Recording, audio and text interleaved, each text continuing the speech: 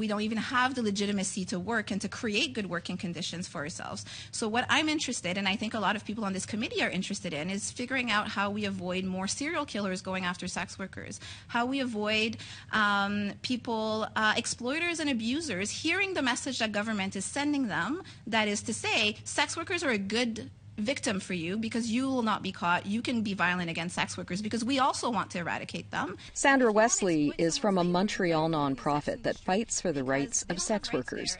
She says sex work needs to be more clearly defined as work, and more distinction between those trafficked and those working would help. Wesley was one of two presenters at the Committee on the Status of Women. She says violence against sex workers should be prosecuted as sexual assault and not trafficking. That would bring the trafficking numbers down. Kate Sinclair of the Sex Workers of Winnipeg Action Coalition agrees and says more lawmaking around sex work is not the answer. This may surprise you, but people aren't excited to go to prison for reporting workplace violence. Sex workers have been supporting our communities while criminalized for a long time. We're often the first to see when something is wrong, but if we get arrested, exposed to further surveillance, or even just written off when we come forward, it's not going to work.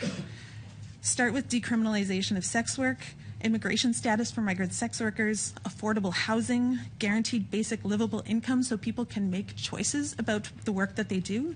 The testimony yesterday, along with written submissions, will go into the committee's final report to the government.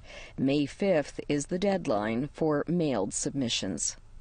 Leanne Sanders, APTN National News, Winnipeg.